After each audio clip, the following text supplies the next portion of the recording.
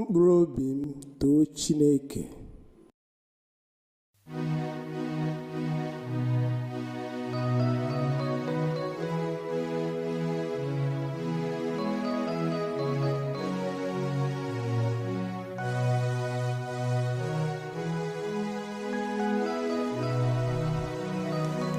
Mkpụrụ obi m, mkpụrụ obi m, too Chineke. Mkpụrụ obi m,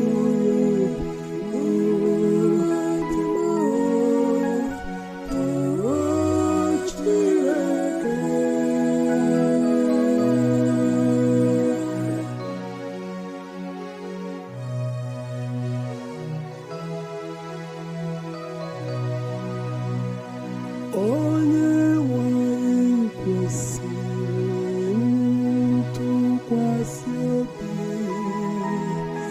ebe ọ na-enye ndị a na-emegbu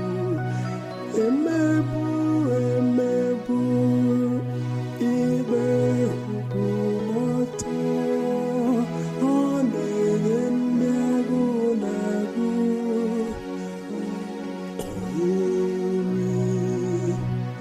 ọ na-emekwa ka ndị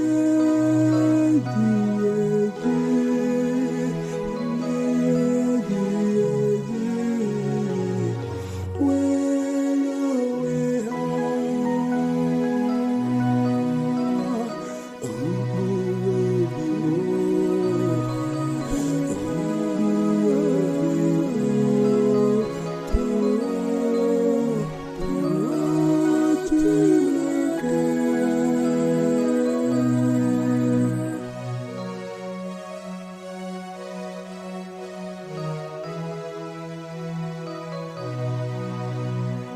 Onye nwe anyị na-eme ka ndị si ụzọ, ọ na-ebulite ndị gwara onye dara n'ala. Onye nwe anyị hụrụ ndị ezi omume n'anya.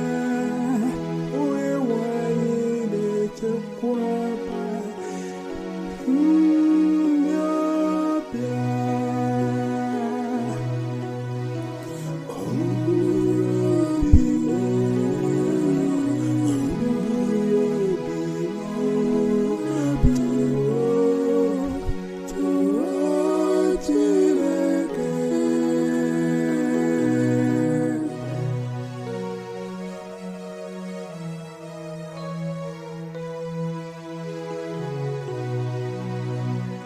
Ọ na-echekwaba ndị na-enweghị nne na nna,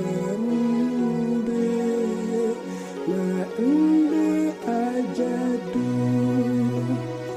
Onye nwe anyị na-eme ka ihe siere ndị obi ọjọọ ike. Onye nwe anyị ga-adị eze ebebe, Chineke gị, o Zayọn, gachisite na nduru ga ndụ.